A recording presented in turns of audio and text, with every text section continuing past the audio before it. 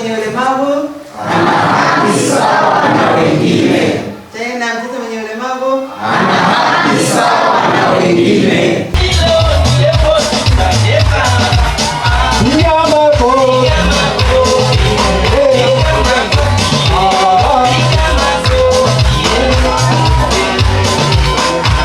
Naitwa Stanley Kato Kachecheba, ni mkurugenzi mtendaji wa shirika la Voices of Hope Foundation, shirika lenye makao yake makuu Zanzibar.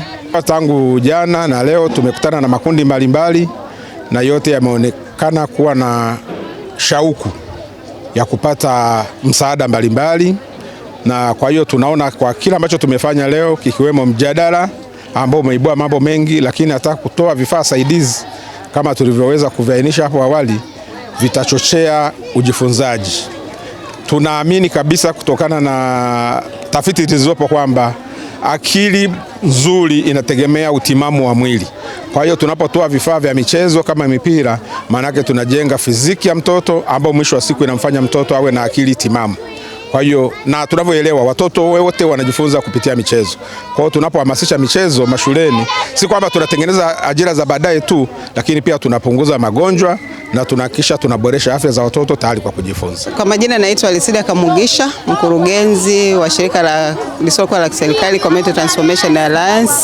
Kikubwa zaidi ambacho tumekuja kukifanya ni kuonyesha njia kwamba inawezekana sisi wenyewe wadau tukaweza kuwawezesha wanafunzi wenye ulemavu, watoto wenye ulemavu, kuwaboreshea mazingira ya kujifunzia na kujifunza.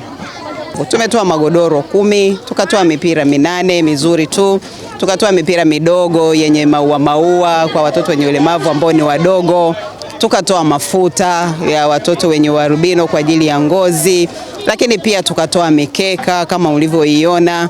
Inaweza ikawa ni kidogo, lakini kwa tafsiri yake ni kikubwa zaidi. Na baada ya hapa tunategemea kwamba sisi tumeonyesha njia, kwa sababu tunaamini kwamba sisi tumetumwa kuifikia jamii ambayo haifikiki kwa urahisi, lakini nitoe wito kwamba wilaya ya Numbu inafikika na inafikika kwa urahisi kwa barabara, lakini pia na watu waliomo ndani ya wilaya inafikika, lakini kuna watoto wengi wenye mahitaji maalum, lakini pia hata wale wanaotoka jamii ambazo hazina uwezo na mambo kama hayo. Tuna kila sababu ya kuweza kuwashukuru hizi asasi na asasi zingine zote ambazo wilayani wamekuwa ni wadau muhimu wa maendeleo na kwa namna ambavyo wanaweza kuipigania jamii yetu ya Nanyumbu, lakini na Tanzania kiujumla. Nashukuru sana na msichoke, muendelee kufanya kazi hizi.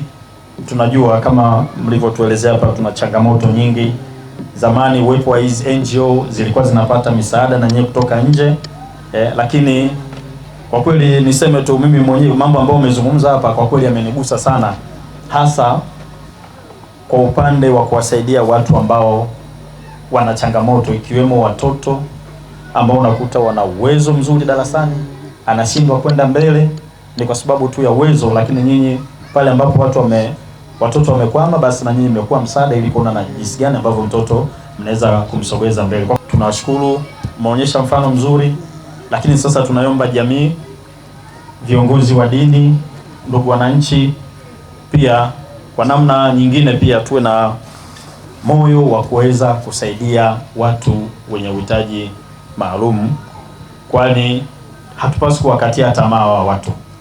Tunahitaji kuwawezesha, wakiwezeshwa na wenyewe wataweza na wataweza kufikia mahala ambapo wewe ukutegemea. Kama niombe pia ndugu wananchi, tuache tabia ya kuwaficha na kuwaweka nyuma watu wenye uhitaji maalum, hasa watu wenye ulemavu au watoto wenye ulemavu, kwa kuwaona kwamba hawa si lolote, si chochote. Kwa hiyo tuendelee kushirikiana na serikali katika kuwabaini na pia waweze kuwezeshwa ili na wenyewe waweze kufikia ndoto kama wanavyozifikia ndoto watoto wengine.